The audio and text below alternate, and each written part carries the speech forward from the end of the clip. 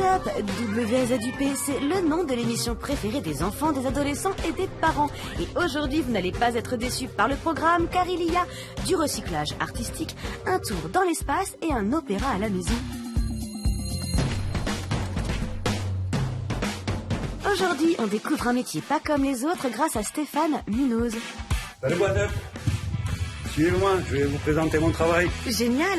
Le nom de votre métier donne un gros indice sur ce que vous faites, car vous êtes cartoniste. Qu'est-ce que c'est? Un cartoniste, c'est quelqu'un qui travaille le carton pour en faire des meubles, des objets ou des sculptures 3D comme vous avez ici.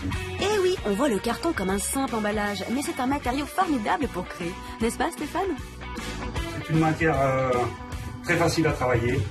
Il y a besoin de très peu de matériel et on peut faire à peu près tout ce que l'on veut avec. Et puis c'est une manière de recycler au lieu de jeter. Vous nous dites qu'on peut faire ce que l'on veut avec. Vous pouvez nous montrer? Je vais vous présenter quelques-unes de mes créations. Donc ici vous avez une petite panthère, ici une commode avec ses tiroirs, des petits objets de présentation, celui-ci en forme de peul, un meuble courbe et d'autres sculptures sont des bustes. Impressionnant, et en plus ces objets peuvent être peints et sont, malgré ce qu'on pourrait croire, très solide. Dans tous ces objets, si vous deviez n'en choisir qu'un, ce serait lequel? Si j'avais à choisir une pièce, ma préférée, ça serait celle-là, un coffre-fort, avec un aspect rouillé. Il est quand même rempli de détails. La roue qui tourne, le mécanisme ici, la porte, le mécanisme intérieur de la porte. Waouh! Et ce n'est que du carton. Je sens que vous allez inspirer plus d'un téléspectateur à faire des sculptures avec ce matériau. Si vous êtes tenté et que vous voulez un modèle, il en existe des simples et des plus difficiles. Il vous suffit de chercher avec vos parents sur internet le mot Pepakura. P-E-P-A-K-U-R-A. Qu'est-ce que ça veut dire? Le Pepakura, c'est de la sculpture de carton par pliage et assemblage. C'est donc comme un paper toy, une figurine en papier, mais pour le carton. Bon, eh bien, merci Stéphane d'avoir partagé avec nous votre métier. À bientôt. Au revoir, WhatsApp. Allons faire un tour dans l'espace pour un spectacle à couper le souffle. Voici ce qu'ont vu tous les astronautes qui ont parcouru 400 000 kilomètres pour se rapprocher de la Lune. Certains s'y sont même posés, comme ce fut le cas la première fois avec la mission Apollo 11 en 1969.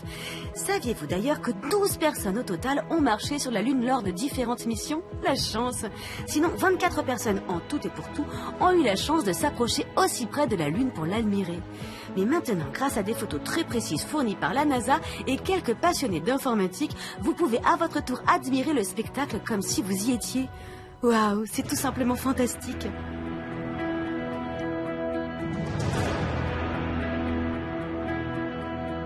Ça fait rêver, n'est-ce pas? Allez, revenons sur Terre et lançons le jingle. On termine en musique avec une collaboration étonnante et épatante. Des musiciens ainsi qu'un chœur de chanteurs venus du monde entier se sont associés tout en restant chacun chez eux afin de chanter le célèbre air d'opéra Carmen, composé par Georges Bizet.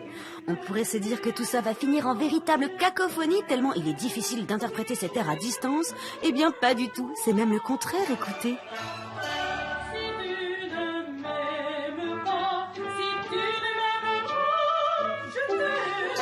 Quand je vous disais que c'était épatant, bravo à tous.